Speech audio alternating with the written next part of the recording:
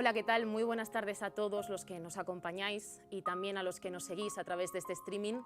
Hoy compartimos este ratito en este espacio de taller de ideas para recordar a Abo y a Albi. A Ignacio Echeverría sus amigos le llamaban Abo, de abogado. A Alberto Fresneda le conocían cariñosamente como Albi. Ambos nacieron un 25 de mayo y encontraron la muerte con solo un año de diferencia en Londres.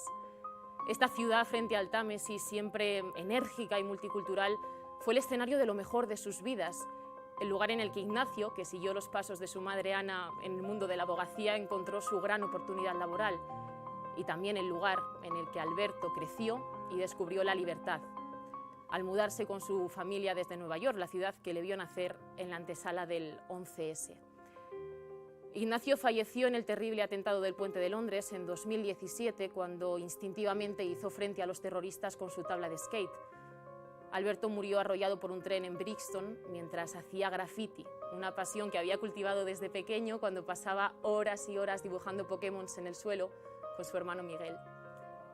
Tras su muerte, a Ignacio los periódicos le recordaron como el héroe del monopatín, a Alberto como el artista del graffiti. Se fueron demasiado pronto, los dos le ponían pasión y entusiasmo a lo que hacían y los dos murieron haciendo lo que les hacía sentir vivos, el arte y el skate. Hace 4 años sus padres cruzaron sus caminos y hoy están unidos por una sincera amistad y un profundo amor a sus hijos. Solo ellos entienden lo que significa perder a quien más quieres y lo que es de verdad el amor más incondicional. Muy buenas tardes, Carlos.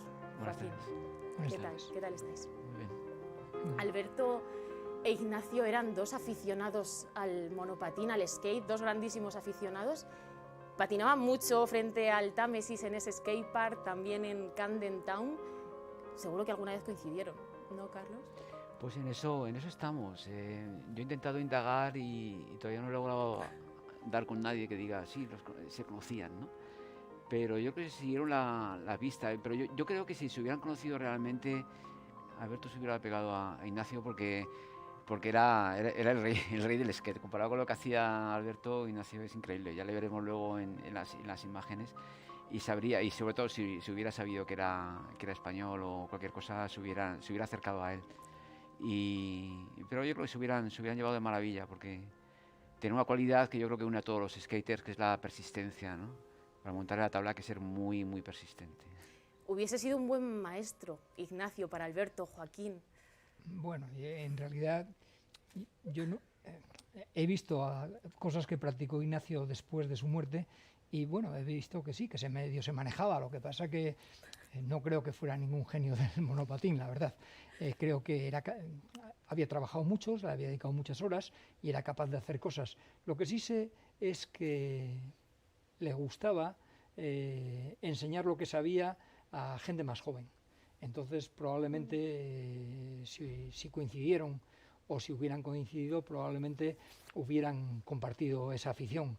Tengo la impresión de que Alberto tenía muchas facetas y tenía muchas facetas y supongo que le habrá dedicado menos tiempo al monopatín, aparte de que era mucho más joven. Pero sí, yo creo que podrían haber compartido la afición. Ignacio se fue a Londres, ¿no?, como otros muchos españoles, a buscar una oportunidad laboral, a trabajar. Yo no sé si tú te acuerdas, Joaquín, de las primeras impresiones o de lo que te contaba en esas primeras llamadas que le parecía a la ciudad. ¿Recuerdas algo de esto? Bueno, Ignacio le gustaba... Ignacio era un hombre optimista. Entonces él estaba buscando trabajo y entra en un proceso de selección que dura mucho tiempo y entonces en ese tiempo pasa temporadas largas en Londres.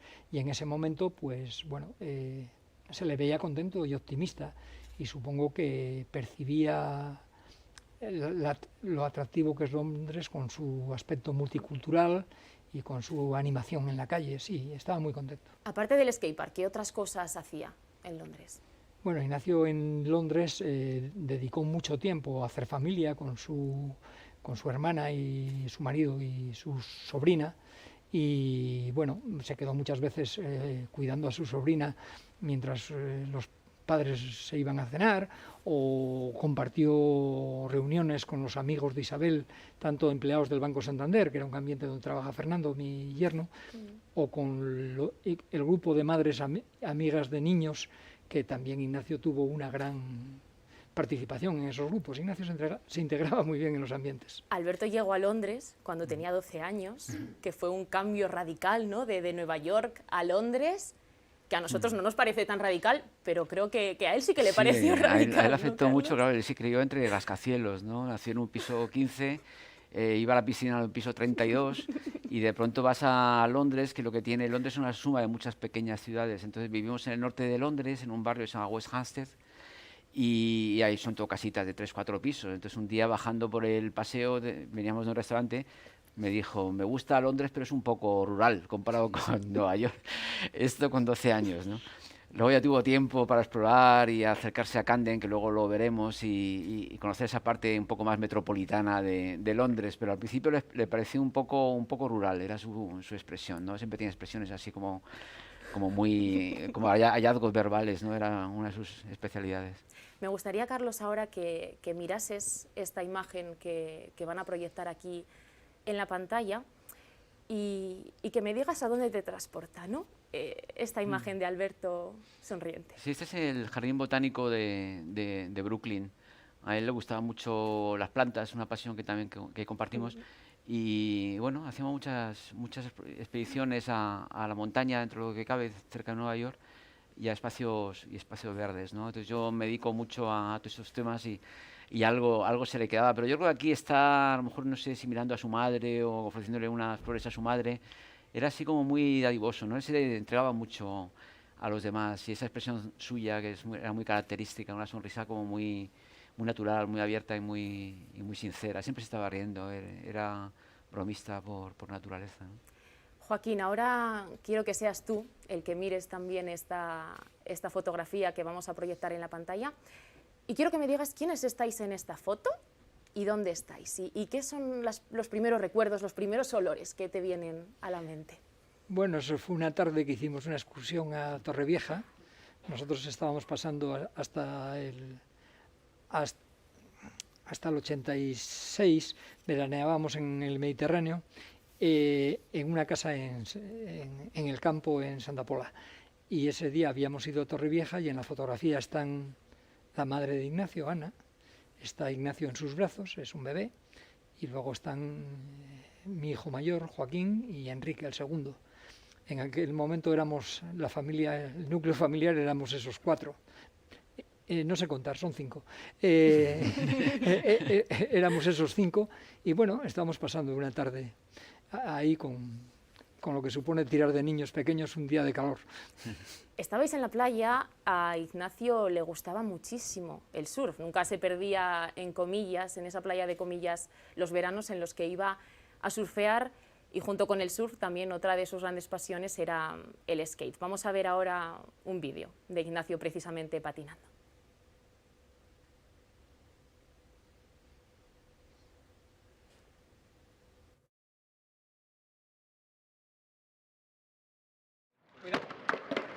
Espérame. Ves demasiados vídeos, es que... Nada más. Ya te dije que... me da miedo esto. ¡Oh! Abo, ¿qué te ha pasado? No doy una, tío. My name is Abo. I'm a professional skateboarder, but I pay my board myself. I still like skateboarding a lot, so I hang out with my friends, and I still have fun, so that's it. Continue until you die.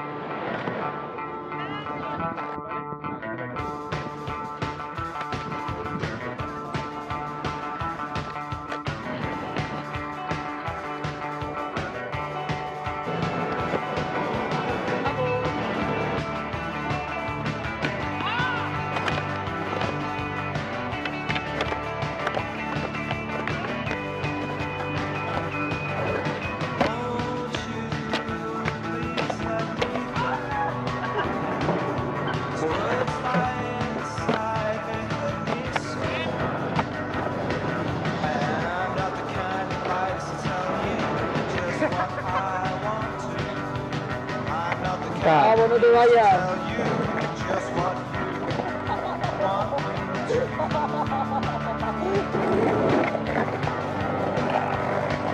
I saw you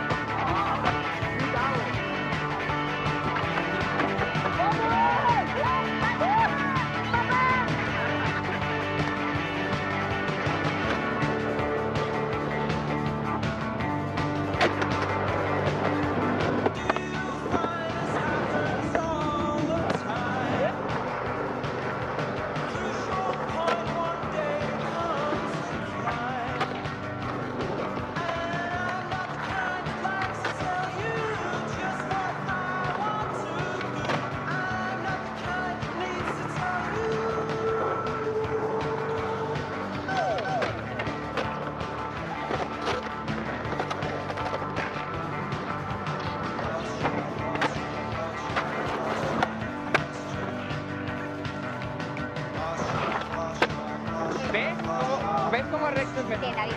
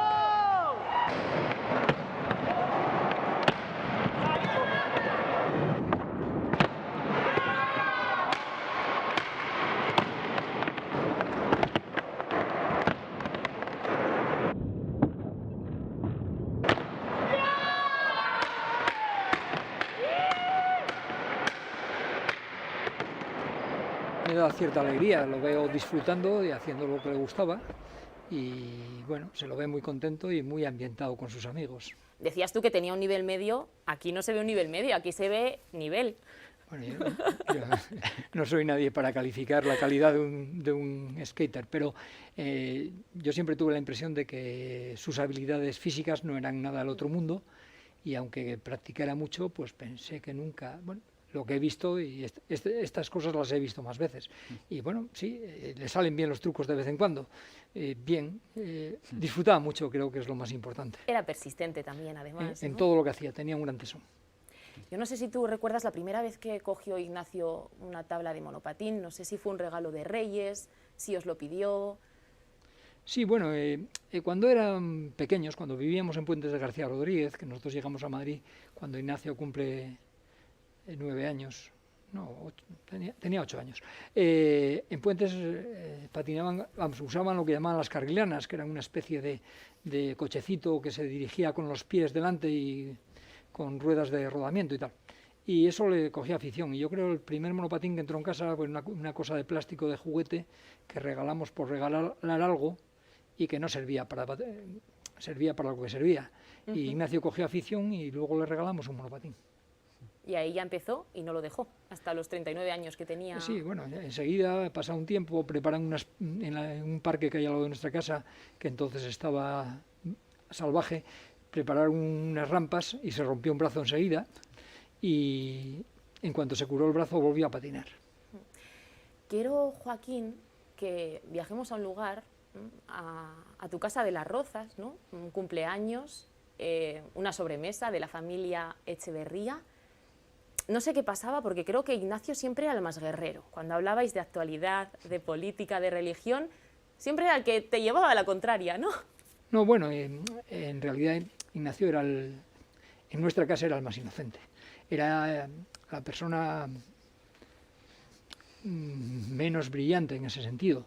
Lo que pasa que cuando se hace adulto, cuando se hace mayor, entonces consolida sus principios y los principios que de alguna manera tiene siempre, pero que los madura, y entonces pasa a ser una persona que no transige. Entonces cuando se discuten cosas que a él le parecen inadmisibles, pues no se rinde y discute, y con gran desesperación de su padre de vez en cuando, pero bueno, pero sí, era un hombre que defendía mucho sus principios. Alberto Fresneda también hacía skate, también hacía monopatín, entre otras muchísimas cosas. Vamos a recordarle en este vídeo.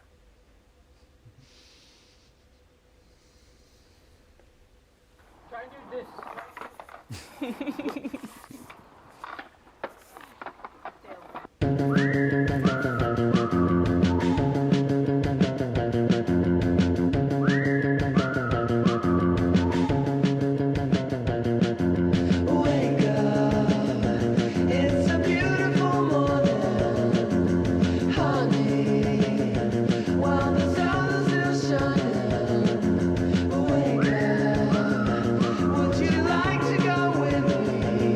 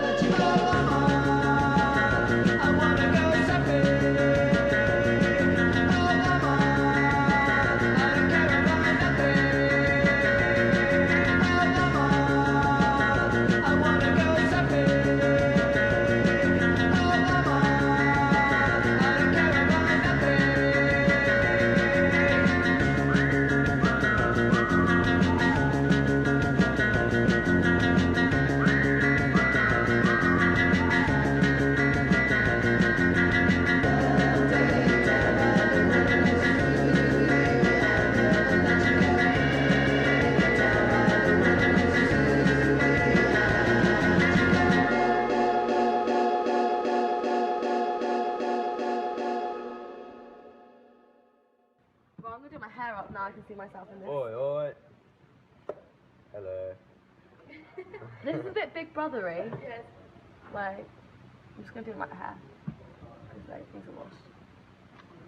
No face, no case, mate.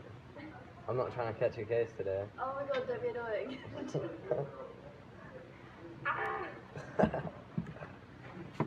Right. Albie, get your face out. ¿Cuántas facetas, Carlos, tenía Alberto? Patinaba, dibujaba, hacía graffiti, incluso estaba planeando la marca de ropa, ¿no? Sí, una marca que se iba a llamar High Future, tenía hasta el diseño del logo y sus diseños, sus cuadernos con diseños de moda, y lo último que hizo era tatuaje, era artista de tatuaje también. Y disc jockey, ya hemos visto, bueno, se estaba reinventando constantemente, era un artista por definición, y buscando un poco su modo de expresión más acorde con su, no sé, con su talento que lo tenía, ¿no? Quiero también hacer una mención al autor de los vídeos, que es Dani Ferreres, que es amigo de mi hijo mayor, Miguel, y que nos ha apoyado mucho. Luego veremos otros dos vídeos que hemos hecho allí en Londres, y nos ha dado mucho apoyo emocional también estos días. Un saludo para Dani. Hablabas de Miguel, de tu hijo Miguel, también de Julio, que los dos han heredado o comparten aficiones con Alberto, sí, de ¿no? hecho, Miguel se está haciendo fotógrafo gracias a... Es una inquietud que también tuvo Alberto en su momento. Tenía varios libros de fotografía, y ahora es Miguel el que viene con libros de fotografía a casa, el que también le ha dado por montar en la tabla a partir de los 20 años. Y bueno, y el pequeño Julio es un futbolista. Alberto era un gran futbolista también, era un futbolista peleón del Sevilla y del Everton, de los equipos peleones. Y su hermana está súper orgulloso de su hermano pequeño, porque nos supera a todos. Ahora ha convertido el fútbol en su pasión, ¿no? Entonces, de alguna manera, todas sus aficiones se han quedado ahí reposando, y sus hermanos han cogido el relevo, ¿no? Les vemos aquí en Nueva York. Os gustaba mucho subir a esa azotea que teníais frente al Empire State. Éramos unos privilegiados. Tener una piscina en un piso 32, a tiro de piedra, a medio camino entre el Empire State y las Torres Gemelas cuando estaban, ¿no? Y claro, para ellos eso era para ellos el horizonte, ¿no? Entonces es difícil imaginar a un niño que nace en medio de esa jungla de asfalto, ¿no? Que es su referencia visual ya para el resto de su vida, ¿no? Y ese espíritu neoyorquino lo tenía él. O sea, el neoyorquino de toda la vida está siempre haciendo cosas, ¿no? Y eso fue lo que de alguna manera se metió a él en vena, y lo trasplantó a Londres, y ya no había manera de quitárselo, ¿no? ¿Qué hacíais cuando era pequeño en Nueva York? ¿A dónde os gustaba ir? ¿Qué planes hacíais juntos? Nuestro entorno era siempre Washington Square, la zona del Village, y íbamos, bueno, su jardín, su patio de recreo era Washington Square. Tenemos muchísimas fotos suyas allí. Y luego empezó también Astor Place, que estaba muy cerca, y fue donde se inició con la tabla, con su amigo Marcus. Yo creo que hemos visto fotos con él, yo creo que con 4 o 5 años empezó con la tabla, y a esa edad, curiosamente, lo dejaba y lo cogía, ¿no? Fue una afición intermitente, ¿no? Pero cuando lo cogía con pasión. Y con Marcus se inició ahí en Astor Place, que es donde van todos los skaters ahí de Manhattan. Y hay muchas fotos. Tengo una relación muy estrecha con Marcus, que fue su compañero de fechorías en aquella época. El skate también es una manera, tiene algo de rebeldía, ¿no? Y yo creo que es atractivo para los chavales también desde ese punto de vista, ¿no? Y bueno, fue un poco su primer acto de rebeldía, por decirlo de alguna manera. Los dos eran rebeldes, por lo que parece. Joaquín. Bueno, vamos a ver, Ignacio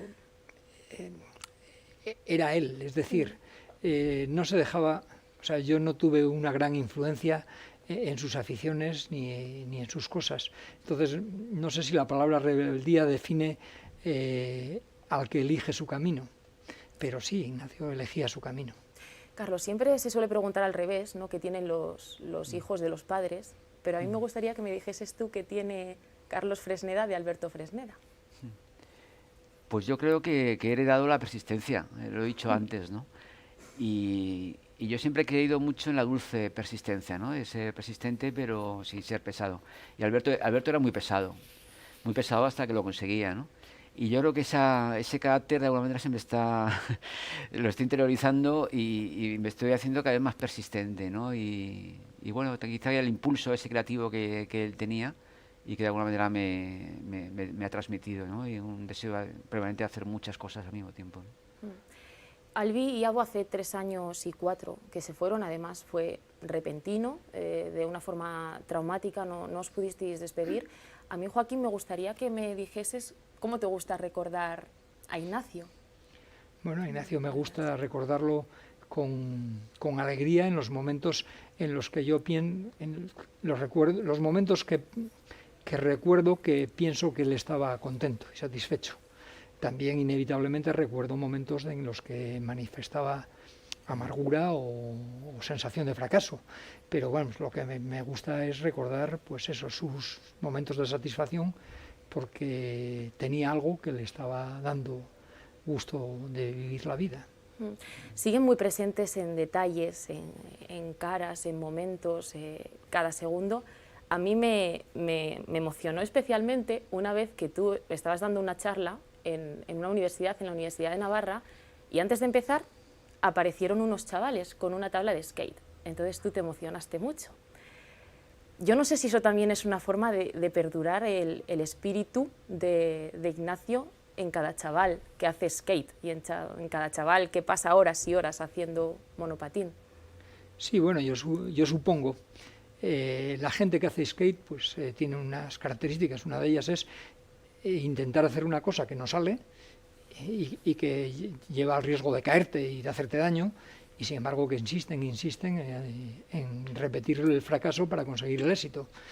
Y por otro lado, bueno, yo pienso que Ignacio en este momento, pues de alguna manera, hay muchos chicos que practican el patín y el skate y se acuerdan de él como una persona simpática que hacía eso, ¿no? Y los que lo han visto caerse, que tienen caídas memorables, pues supongo que disfrutarán de verlo cómo se cae y se levanta, ¿no? O cómo se corta la piel de la mano después de desollársela con unas tijeras para dejar la herida limpia y poder limpiársela, ¿no? Y ahí, eso está grabado. La pasión de Ignacio era el skate, la de Alberto el graffiti. No sé, Carlos, qué significa para ti Trip, ese tag. Para mí significa algo muy especial, porque también hace referencia un poco a la percepción del skate gracias a Ignacio, ¿no? No solamente de los chavales, sino de los adultos, ¿no? Yo creo que la gente empieza a mirar a los chavales con la tabla de otra manera, después de lo que pasó y sobre todo gracias a Ignacio, ¿no? Y bueno, el tema del graffiti, pues el problema también es un problema de percepción y es cierto que en cierto sentido también linda un territorio un poco escabroso y bueno, no sé si llamarlo no de vandalismo, pero hay que admitir que hoy por hoy cualquier chaval con inquietudes artísticas, y no hay que irse muy lejos, hace graffiti. Entonces se ha convertido en una especie de rito iniciático para los chavales. Y yo, explorando un poco el mundo del graffiti en Londres y aquí en Madrid, me he dado cuenta de eso, ¿no? Y de pronto viene tu mejor amigo y te dice, oye, que mi hijo también hace graffiti. Y es que cualquier niño que quiere realmente, y ahí le vemos pintando, y que tiene esas inquietudes, pues acaba de alguna manera manifestándolas de esta forma, ¿no? Y bueno, yo creo que también hay que empezar de hecho estuve en un festival en La Bañeza, un festival de graffiti en León. La Bañeza es la capital casi europea del graffiti, ¿no? Y cómo la ciudad cede espacios a los chavales. Si todas las ciudades cedieran el mismo espacio como lo hace esta ciudad en León, no habría este problema de vandalismo. Lo que es impensable es que en Londres, una ciudad de 8 millones, haya solo 8 muros legales, como hemos visto en el vídeo, ¿no? Y es una pelea constante y la queremos llevarla también al Ayuntamiento de Londres, ¿no? Más espacios para que los chavales puedan expresarse, ¿no? Los dos se fueron en mayo, un 25 de mayo. No pudisteis despediros de ellos, no pudisteis decirles nada. Yo no sé si hoy, a mayo de 2021, si a ti, Carlos, te diesen la oportunidad de mandarle un mensaje a Alberto y saber que lo va a escuchar, ¿qué le dirías? ¿Qué se te quedó por decirle? Bueno, yo le diría lo que siento ahora después de haberle perdido, que su espíritu sigue vivo, ¿no? Y que ha dejado huella, porque yo creo que la intención de todo artista, en el fondo, y aunque no lo confiese, es dejar huella de alguna manera, ¿no? Y ha dejado huella no solamente visual, sino emocional en toda la gente que le conoce. En el libro que le dediqué hay un capítulo muy emotivo dedicado a las tribus, le llamamos las tribus de Albi, ¿no? El homenaje que hicimos en la estación donde pasó el accidente, de pronto empezó a aparecer gente muy distinta, de muchos ámbitos distintos, ¿no? Que no conocíamos, algunos de ellos sí, pero era impresionante conocer el alcance que había tenido mi hijo, ¿no? Y a mí fue un momento muy emocionante, ¿no? Y bueno, pues decirle eso, que no lo olvidamos y que su espíritu sigue muy vivo dentro de nosotros, ¿no? En tu caso, Joaquín. Bueno, yo a Ignacio le diría que estuvo bien, que me parece bien su elección el día que tuvo que elegir qué hacer ante una situación de peligro, y que en términos generales, cuando reflexioné sobre quién era y qué era en este tiempo, pues que lo admiro. Muchísima gente quería a Alberto y a Ignacio, sus amigos Malik, Sam, Guillermo, Javier, sus hermanos Miguel, Julio, Enrique, Joaquín, Ana, Isabel. Precisamente ahora vamos a ver un vídeo en el que Isabel y su hija Lucía nos cuentan dónde está para ellas Ignacio, ¿no? en las pequeñas cosas. Vamos a verlo.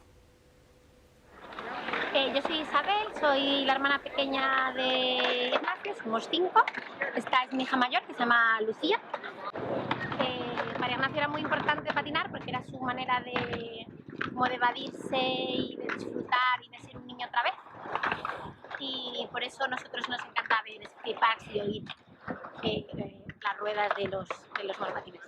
Durante como 6 meses vivió en casa mientras buscaba trabajo, y Lucía tenía alrededor de 2 años y siempre estaba o arreglando la bici en medio del cielo, con Lucy que le pasaba todos los útiles, con la tabla en medio como el jueves que tenía que arreglar las tuercas, y Lucy le ayudaba y Lucy se subía y la llevaba de arriba abajo, de arriba abajo. Intentaba hacer, hay trucos, un niño de 2 años que no andaba bien, pero en la tabla ya estaba colocada. Lucy definirá como disfrutón, porque disfruta de cada momento mucho, bruto como yo, y bueno, porque quería mucho a sus amigos y en general, bueno, y a Lucy especialmente, ¿verdad? Pues nosotros intentamos recordarlos en los pequeños momentos. Por ejemplo, odiaba el pollo. Cuando vivió en Francia era lo más barato que había y lo cocinaba mal y lo odiaba. Y entonces cuando hacíamos en casa venía siempre a cenar porque no sabía cocinar. Y entonces era como, no me pongas pollo, porque yo he venido aquí a comer bien, Y entonces una vez pusimos pato y decía, ¿qué decía?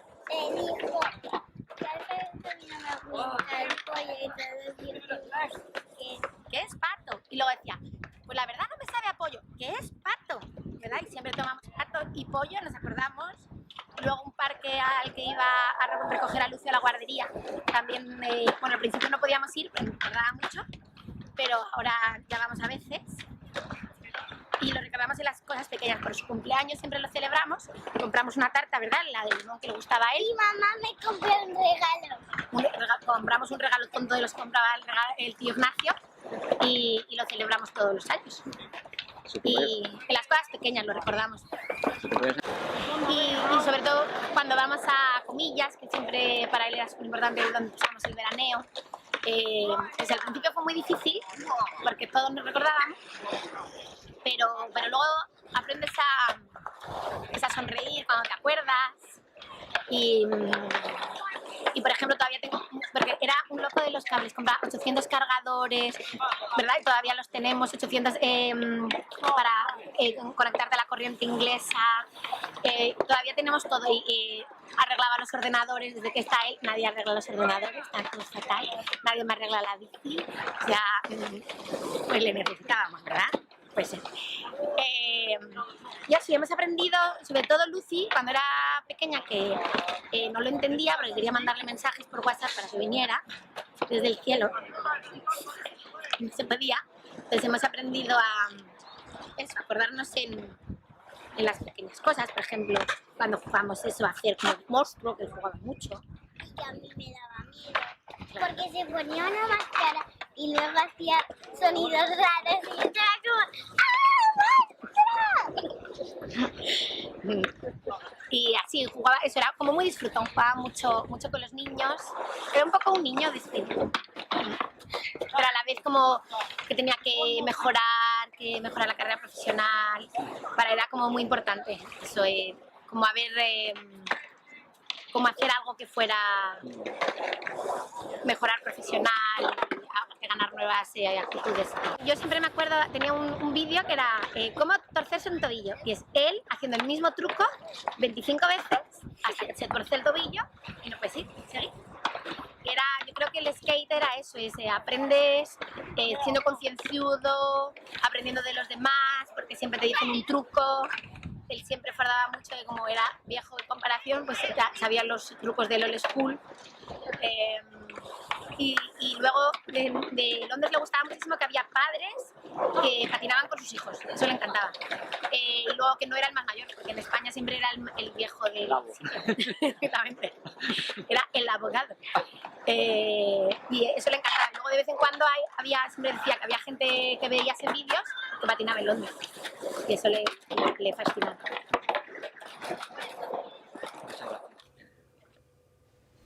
Se ha unido a nosotros, a este coloquio, Ana Miralles de Imperial, la madre de Ignacio.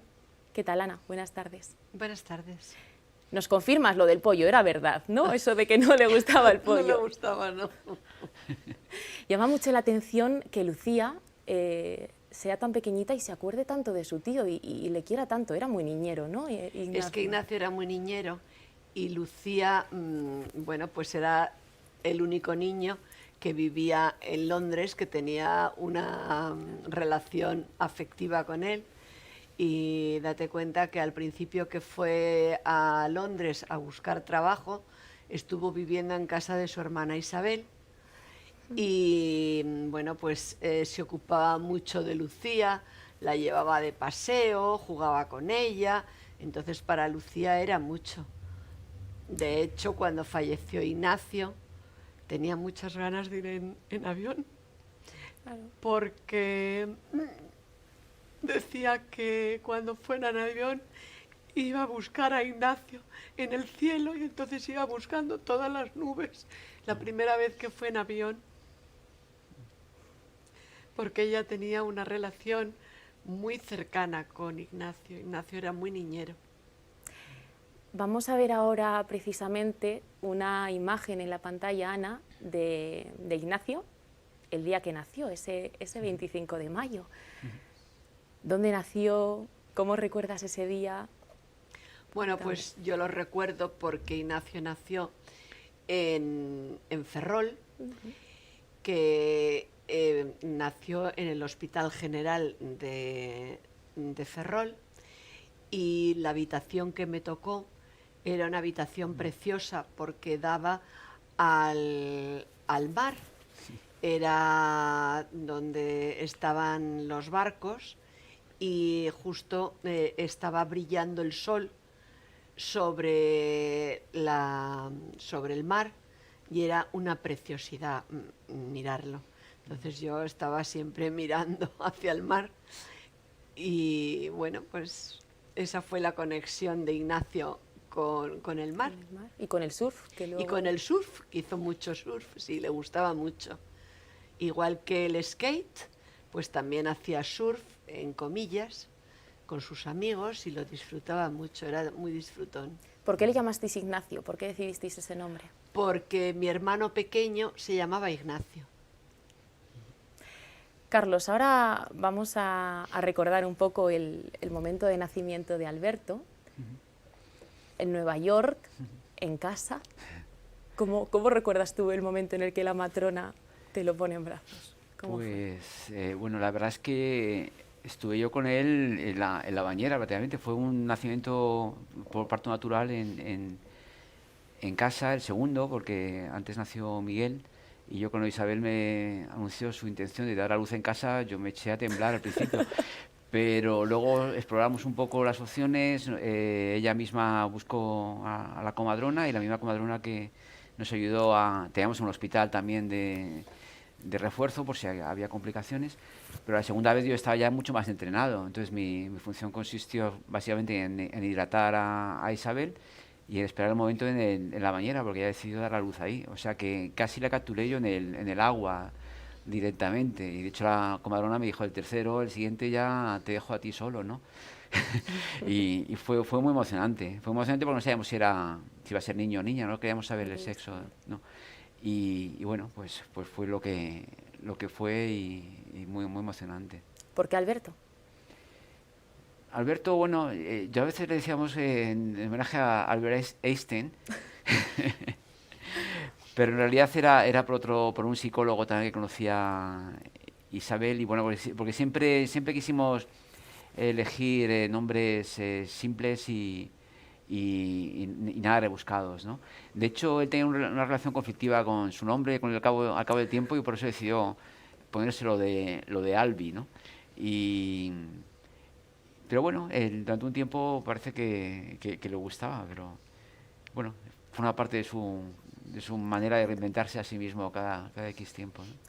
Hoy Isabel no puede estar con nosotros aquí, se ha quedado en Londres con Julio y con Miguel. Desde aquí, si nos están viendo, les mandamos un abrazo enorme, pero sí que han querido estar de forma telemática y nos han hecho este vídeo desde Camden Town, que fue una de las zonas de Londres en las que Alberto pasó más y más horas. Vamos a verlo. Hola, estamos en el canal de Camden y soy Isabel, la madre de Alberto Fresneda. Sí, Alberto venía a menudo a Camden, estuvo trabajando en Office, en una tienda de zapatillas de deporte, y venía también, pues eso, en sus ratos libres a pintar, a quedar con sus amigos, etcétera, etcétera. Sí, acabamos de ver uno, nos ha enseñado Isabel, la hermana de Ignacio, que no conocíamos. Y ahí hay una pared homenaje a Trip, Lover y Kivak. Sí, fue como un regalo, la verdad, porque perder a Alberto así tan de repente, quieres algo como para recuperarle, para retenerle, para buscarle, y de repente salir a la calle y encontrar todos sus tags, pues fue de gran ayuda.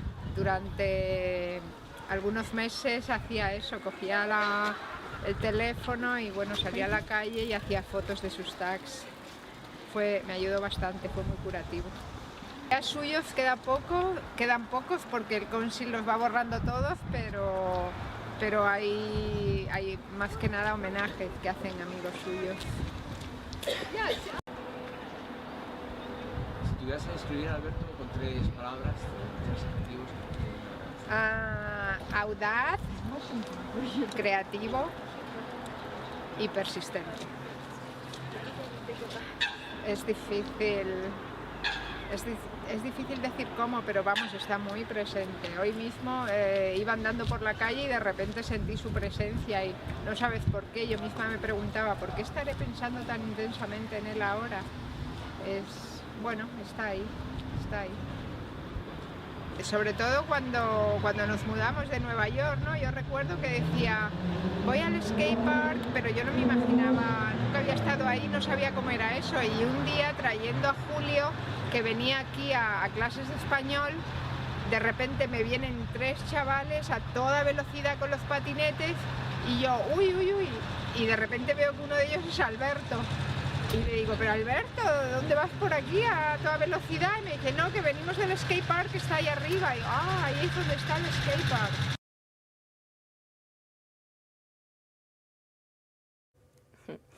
Tanto Joaquín como Carlos han escrito sendos libros sobre sus hijos. No sé si te parece, Carlos, que empieces tú con el libro Querido Hijo, a leernos un fragmento. Me gustaría que me dijeses por qué has elegido ese fragmento, ¿no? Bueno, este fragmento se llama Snoopy, es un capitulito corto. El libro es una carta larga escrita a raíz del accidente, que se fue estirando y estirando por las noches. Y entonces tiene unos capítulos largos y otros cortos, ¿no? Y en los cortos yo creo que he elegido así como pinceladas que le definen, ¿no? Y este es un poco su personaje favorito, Snoopy, porque es que lo dibujaba a todas horas. Snoopy encadenado. Ese era el dibujo que repetía obsesivamente Alberto, hasta que un día decidió tatuárselo.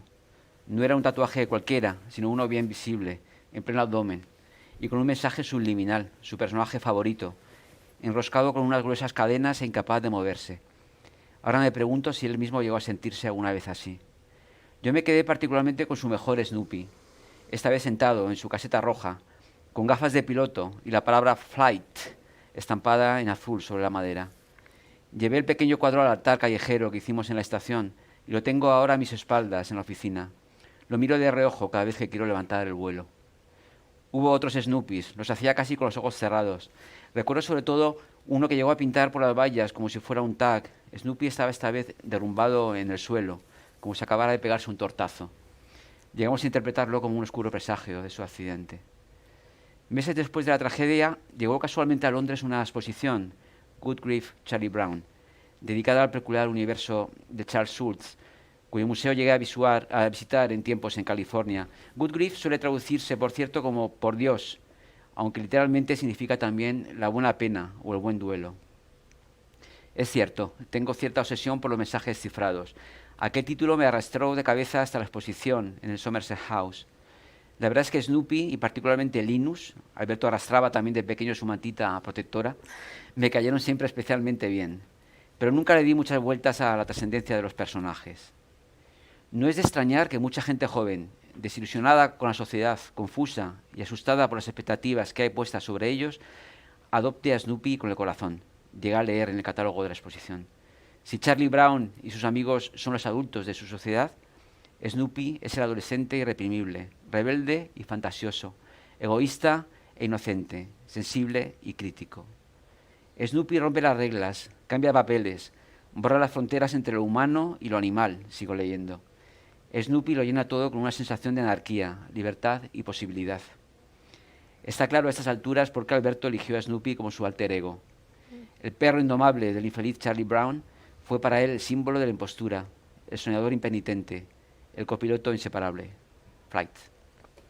El soñador impenitente. Joaquín, qué fragmento del libro nos vas a leer y por qué lo has elegido? Voy a leer el libro en la última página. Intenté que las personas que habían conocido a Ignacio escribieran para recogerlo en el libro su pensamiento sobre ellos. La última página es parte de lo que escribe mi hija Ana para el libro. Les doy la lata a mis familiares para que escriban y Ana me manda una cosa y me dice, te mando 3 páginas. Las 2 primeras estoy muy contenta con cómo me quedaron. La última la tengo que volver a hacer porque no me acaba de gustar. Se lo mandé al editor y descartó las 2 primeras y en el libro recogió la última. Entonces ella dice, es el legado de un hermano. Y dice, lo sorprendente de esta historia es descubrir que Ignacio no hizo nada sorprendente visto desde su mundo.